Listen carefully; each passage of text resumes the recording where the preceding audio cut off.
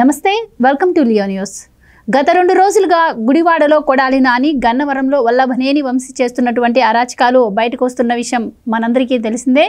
ఈ అవినీతి కుంభకోణాలు బయటకు వస్తున్న వేళ మరి గతంలో లోకేష్ గారు అమెరికా వెళ్ళిన నేపథ్యంలో మరి 4వ చాప్టర్ ఓపెన్ చేయబడుతుంది అని ప్రకటించారు. మరి 4వ చాప్టర్లో ఎవరు ఉండబోతున్నారు అంటే యార్లగడ్డ వెంకటరావుని అడగండి అన్న పరిస్థితి మనం చూసాం. అయితే యార్లగడ్డ వెంకటరావు అంటే గన్నవరంలో వల్లభనేని వంశీపై గెలిచినటువంటి వ్యక్తి కాబట్టి మరి 4వ చాప్టర్లో ఈసారి కొడాలి నాని, వల్లభనేని వంశీ మాత్రం ఉండబోతున్నారా అని చెప్పి అందరూ చర్చించుకుంటున్న పరిస్థితి. మరి వీళ్ళిద్దరి పేర్లైనా ఇంకెవరైనా ఉండే అవకాశం ఉందా? అండ్ గన్నవరంలో అలాగే గుడివాడలో ఈ నియోజకవర్గాలను వీరిద్దరూ కూడా తుడిచిపెట్టేశారంటున్నారు. వీళ్ళు ఎలాంటి అవినీతి కుంభకోణాలు చేశారన్న విషయాలన్నీ తెలుసుకుందాం. మనతో పాటు ఉన్నారు సీనియర్ జర్నలిస్ట్ డివి శ్రీనివాస్ గారు. నమస్కారం సార్. నమస్తే సార్. గత 2 రోజులుగా కొడాలి నాని, వల్లభనేని వంశీ అవినీతి భాగోతాలు మొత్తం బయటకు వస్తున్నాయి. అండ్ కూటమి ప్రభుత్వం అధికారంలోకి వచ్చింది. మరి గతంలో కూడా లోకేష్ గారు వాళ్ళ మదన్ అన్న సందర్భంలో ఫైర్ అయ్యారు. ఎందుకు వల్లభనేని వంశీపై చర్యలు తీసుకోవట్లేదు, ఆయన కూడా ఎక్కడో అజ్ఞాతంలోకి వెళ్ళిపోయారు, ఆయనపై ఎటువంటి చర్యలు లేవు అనుకుంటున్న టైంలో మరి ఇప్పుడు ప్రధానంగా మరి ఇటు చూస్తే కొడాలి నాని గారు ఎంత రెచ్చిపోయి మాట్లాడారో మనం చూసాము. వీళ్ళిద్దరిపైన చర్యలు లేవా అంటుంటే మరి కుంభకోణాలు ఏవో బయటకు వస్తున్నాయి సార్. మరి 4వ చాప్టర్లో వీళ్ళిద్దరి పేర్లు ఉండే అవకాశం ఉందంటారా? మీరేం చెప్తారు? నారా లోకేష్ మొన్న అమెరికా పర్యటనలో అక్కడ ఉన్నటువంటి వాళ్ళు ఆ తెలుగు భేటీలో అడిగిన ప్రశ్న, రెడ్ బుక్ ఏంటి, దాని పరిస్థితి ఏంటి అంటే ఇప్పటికి 3 చాప్టర్లు ఆల్రెడీ ఓపెన్ అయ్యాయి, రేపొద్దున 4వ చాప్టర్ ఓపెన్ అంటే 4వ చాప్టర్లో ఎవరున్నారు ఏంటి అని అడిగినప్పుడు సింపుల్గా నా లోకేష్ ఏం చేశాడు, యార్లగడ్డ వెంకటరావుని అడగండి అన్నాడు. యార్లగడ్డ వెంకటరావు వైపు చేయి చూపించేసరికి వాళ్ళకి ఏంటి వెంటనే తట్టింది వల్లభనేని వంశీ. అంటే వెంకటరావు గెలిచింది వంశీ మీద కాబట్టి ఇక నెక్స్ట్ భర్తం పట్టేది వల్లభనేని వంశీదా, గుడివాడ నానిదా. ఎందుకంటే అక్కడ వెనిగళ్ళ రాము కూడా ఉన్నాడు అదే వేదిక పైన. లోకేష్ వెనక యార్లగడ్డ వెంకటరావు, వెనిగళ్ళ రాముకే తెలుసు రెడ్ బుక్ 4th చాప్టర్లో ఎవరున్నారంటే. ఇప్పుడు కొడాలి నాని, నిన్న మొన్న మీడియాలో కథనాలు ఏంటి, జగనన్న కాలనీ అక్కడ లేఅవుట్లలో నీకు పెద్ద స్కామ్ జరిగిందని దగ్గర 150 కోట్లు అంటున్నారు. అంటే జగనన్న లేఅవుట్లలో నీకు 173 ఎకరాలు ఏమో అక్కడ ఎక్వైర్ చేసి, అంటే భూసేకరణలో స్కామ్, మెరకేయటంలో స్కామ్. అంటే జగనన్న కాలనీలు అనేది ఒక పెద్ద స్కీమ్ కాదు, అది ఒక పెద్ద స్కామ్ అని. 10,000 కోట్ల రూపాయల అవినీతి అందులో జరిగిందని. మనకు తెలిసిందేంటి, ఆవ భూములు అనుకున్నారు. ఆవ భూముల్లోనే కేవలం 500 కోట్లు చిత్తడి నేలలు ప్రభుత్వానికి అమ్మేసి 500 కోట్ల స్కామ్ చేశారు. అంటే ఎకరం 5 లక్షలు చేసేది, ఎకరం 10 లక్షలు చేసేది ప్రభుత్వంతో 50 లక్షలు కొనిపించారు, ₹1,00,00,000 కొనిపించారు. ఆ డబ్బులు పంచుకున్నారు. ఇప్పుడు ఇదే ఉదాహరణ ఏది, గుడివాడలో ఇప్పుడు ఆ జగనన్న కాలనీ అదేదో 173 ఎకరాలని మనం మీడియాలో చూసాం.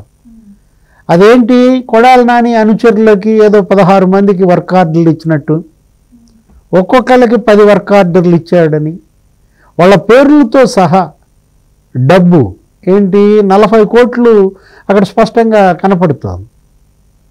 అంటే కొడాలి నాని బినామీల బ్యాంకు ఖాతాల్లో 40 కోట్లు జమ.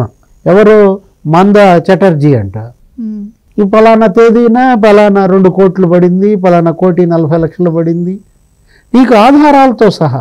మరుసటి రోజే మళ్ళా మందా చటర్జీ ఖాతా నుంచి పలానా వాళ్ళకి చేరింది. ఎవరో సజ్జా శ్రీధర్. ఎవరి సజ్జా శ్రీధర్, ఎవరి మందా చటర్జీ అంటే వీళ్ళంతా కొడాలి నాని బినామీలు అన్నట్టుగా. ఇప్పుడు ఆ ఒక్క స్కీమ్లోనే గుడివాడలోనే ఇంత అవినీతి జరిగిందంటే మెరకేయటంలో, గ్రావెల్ మాఫియా అంటే ఆ మెరక వేయడంలో కూడా కుంభకోణానికి పాల్పడ్డారు. గ్రావెల్ నీకు అక్కడంతా తరలించి, అసలు మాఫియాలు ఎన్ని మాఫియాలు, నీకు గంజాయి మాఫియా అంటారు, డ్రగ్స్ మాఫియా అంటారు, గతంలో ఏదో ల్యాండ్ శాండ్ మాఫియా అనేవాళ్ళు, లేకపోతే వైన్ మైన్ మాఫియా అనేవాళ్ళు. ఇప్పుడు ఈ గ్రావెల్ మాఫియా ఏంటి, ఇప్పుడు అక్కడేదో రామకృష్ణ టౌన్షిప్ అంట. ఎవరి కంపెనీ అది? ఇప్పుడు రామకృష్ణ టౌన్షిప్ కొడాలి నానిదని, ఆయన హైదరాబాద్లో ఆస్తులు దాని పేరు మీదే కొన్నాడని, ఇదంతా ఇవాళ మీడియా ఇవాళ నీకు ఎక్స్పోజ్ చేస్తున్న నేపథ్యంలో ఫిక్సింగ్ ద నెట్స్. ఉచ్చు బిగిసిందా? అదే 4th చాప్టర్ అన్నావు కదా రెడ్ బుక్. ఇప్పుడు ఏంటి, కొడాలి నానియా నెక్స్ట్ వికెట్. ఇప్పుడు వరుస పెట్టి నీకు టప్ప వికెట్లు పడిపోతున్నాయి. నీకు ఇండియన్ వికెట్స్ పడిపోవడం కాదు, ఇవాళ ఐపీఎల్ క్రికెట్ ఎవరు చూడటంలా, ఇప్పుడు జేపీఎల్ క్రికెట్ చూస్తున్నారు. ఏది ఇప్పుడు ఇదో పెద్ద ప్రీమియర్ లీగ్ అయిపోయింది.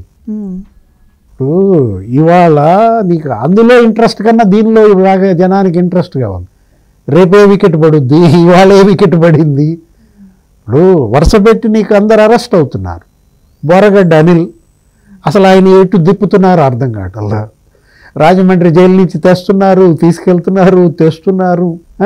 ఇప్పుడు గుడివాడ స్టేషన్ అని అసలు ఒక్కొక్కళ్ళ మీద ఎన్ని కేసులు పడుతున్నాయో మనం చూసాం. విజయపాల్ అరెస్ట్ అయ్యాడు. ఏది ఇవాళ విజయపాల్ గుంటూరు జైల్లోనో ఎక్కడో పెట్టిన పరిస్థితుల్లో రేపు అతని విచారణ ప్రారంభమవుతోంది. ఆర్జీవి పరార్, ఎవరు, రామ్ గోపాల్ వర్మ. ఇవాళ ఆర్జీవి కోసం 6 బృందాలు వేటాడుతున్నాయంట. కోయంబత్తూరుకు పోయిందంట ఒక టీము, ముంబైకి పోయిందంట ఒక టీము, హైదరాబాదులో ఒక 3-4 టీములు ఫామ్ హౌస్లన్నీ తిరుగుతున్నాయి. ఎక్కడ దాక్కుంటారు, ఎన్నాళ్ళు దాక్కుంటారు? వీళ్ళకి దాక్కోవటానికి ఆశ్రయం ఇచ్చినా అది నేరం. ఏది ఇప్పుడు ఎవరింట్లో అయితే ఆర్జీవి దాక్కున్నాడో రేపు అతను కూడా పట్టుకెళ్తారు. ఎందుకంటే వాళ్ళు ఏదో నోటీసులు ఇవ్వడానికి వస్తున్నారు. చక్కగా నోటీస్ తీసుకో, సంతకం పెట్టు, పిలిచినప్పుడు పో. అందరూ చెప్పిన సమాధానమే నువ్వు చెప్పు. ఏది గుర్తు లేదు, మర్చిపోయా, అసలు నాకు సంబంధం లేదు, నేను అసలు మొబైల్ ఫోన్ వాడను, ఏదేదో చెప్పేయచ్చు కదా. నువ్వు చెప్పిందంతా వినే వాళ్ళు ఉన్నారు పోలీసులు. ఇప్పుడు ఇవాళ ఇది మంచి ప్రభుత్వమా, మంచి ప్రభుత్వం మెతక ప్రభుత్వం అయిందంటున్నారు. మళ్ళీ రెడ్ బుక్ ఓపెన్ అవుతోంది, వరుస పెట్టే మరి అరెస్టులు జరుగుతున్నాయి. విజయపాల్నే తీసుకొచ్చి లోపలేస్తే ఎస్పీ స్థాయి 3 ఐపీఎస్లే సస్పెండ్ అయితే ఇది మెతక ప్రభుత్వం అంటావా? ఇది గట్టి ప్రభుత్వమా కాదా? ఇప్పుడు ఇవాళ వల్లభనేని వంశీ 2 రోజులుగా వంశీ మీద నీకు మీడియాలో కథనాలే కథనాలు. అది గ్రావెల్ మాఫియా గుడివాడదైతే ఇది మట్టి మాఫియా అంటారు. గన్నవరం నియోజకవర్గంలో, మైలవరం నియోజకవర్గంలో, ఇక్కడ బాపులపాడు మండలం, ఆ మండలాలన్నింటిలో కూడా నీకు మట్టి, ఇక పోలవరం కట్టలు, ఆ మట్టి అంతా దోచేశారని 100 కోట్లు అసలు మట్టి అమ్మేసుకున్నారంట. లైసెన్స్ తీసుకుంది ఒక చోట అయితే తవ్వింది ఒక చోట అని చెప్పి ఇట్లా ఇప్పుడు ఆ గుంతలు, నువ్వు చెప్పిన తవ్విన గుంతలన్నీ సైజు తీస్తున్నారు. అసలు వీళ్ళు ఎంత తవ్వారు ఏంటి అనేది చూసినట్లయితే ఇప్పుడు ఆ తవ్విన దానికి జరిమానా 10 రెట్లు జరిమానా పడుద్దంట రూల్ ప్రకారం. ఇప్పుడు వీళ్ళు ఎంత తవ్వారో ఆ గుంతల సైజులు అవన్నీ తీసి వాళ్ళు ఎక్స్పోజ్ చేస్తే నీకు 10 రెట్లు జరిమానా అంటే ఇప్పుడు 100 కోట్లు తవ్వారని ఇవాళ ఒక అంచనాకు వచ్చారు. మరి 100 కోట్లు ఇంటూ 10 ఎంత కట్టాలా? 1000 కోట్ల జరిమానా కట్టాలా? వల్లభనేని వంశీకి వాళ్ళ మట్టి మాఫియా ఉచ్చు బిగిసిందా? అంటే వీళ్ళు అసలు తెలుగుదేశం పార్టీ నుంచి జగన్మోహన్ రెడ్డి పార్టీలోకి మారిందే వీటి కోసమా? అంటే డబ్బు కోసం ఏ గడ్డైనా తింటారా? ప్రజాసేవ కోసం కాదా మీరు రాజకీయాల్లోకి వచ్చింది? అసలు ఈ దోపిడీ ఏంటి, ఈ గడ్డి తినడం ఏంటి? ఒకడేమో గ్రావెల్ మాఫియానా గుడివాడ, ఒకడేమో మట్టి మాఫియానా గన్నవరం. అసలు అది గడ్డం గ్యాంగ్ అంట.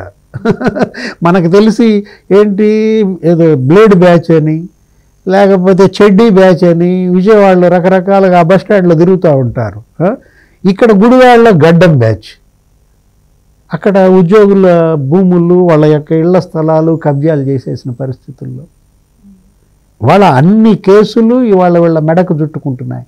చేసిన పాపం ఊరికే పోతుందా? ఇవాళ వీళ్ళు చేసిన పాపాలు ఇవాళ శాపాలుగా మారి వెంటబడుతున్నాయి, పారిపోతున్నారు. ఎంత దూరం పోతారు?